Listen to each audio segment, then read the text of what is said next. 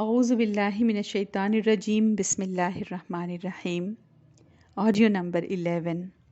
اقرأ بسم ربک الذی خلق۔ یہ وہ الفاظ ہیں جو نبی اکرم صلی اللہ علیہ وسلم پر اس وقت نازل ہوئے جب آپ صلی اللہ علیہ وسلم غار حرا میں تھے۔ یہ وہی غار ہے جہاں سے انسانوں کی دنیا اور آخرت کی بھلائی پر مبنی پیغام کا آغاز ہوا اور دنیا کے کونے کونے تک پھیل گیا۔ العربیہ.net کے مطابق یہ غار مسجد حرام سے 4 کلومیٹر کی دوری پر ہے، جہاں سے خانہ کعبہ کا براہ راست نظارہ ممکن ہے۔ آپ صلی اللہ علیہ وسلم کی عمر 40 کی ہے۔ آپ صلی اللہ علیہ وسلم غار حرا میں ہیں۔ رمضان کا مہینہ ہے۔ اللہ کا فرشتہ آتا ہے اور دنیا کی عظیم کتاب کی چند آیات پڑھواتا ہے۔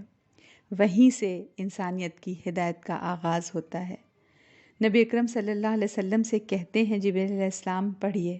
وہ کہتے ہیں ما انا بقاری، میں پڑھا ہوا نہیں ہوں۔ پھر کہتے ہیں پڑھیے۔ پھر آپ صلی اللہ علیہ وسلم کہتے ہیں میں پڑھا ہوا نہیں ہوں۔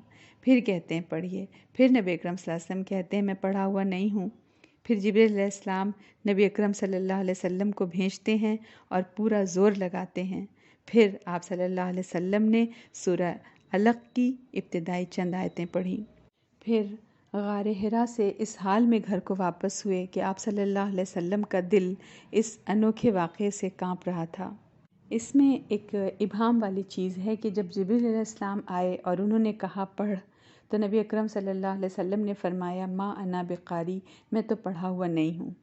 اس میں کچھ علماء نے اپنا موقف بیان کیا ہے کہ جو پہلی وحی ہے وہ کسی تختی پر لکھی ہوئی نبی اکرم صلی اللہ علیہ وسلم کو دکھائی گئی تھی، تبھی آپ صلی اللہ علیہ وسلم نے انکار کیا ہے پڑھنے سے، ورنہ چھوٹی عمر کا بچہ بھی اگر ہو اور اس سے کہا جائے کہ پڑھو میرے پیچھے جو میں پڑھ رہا ہوں، تو وہ بچہ بھی پیچھے دہرا دے گا۔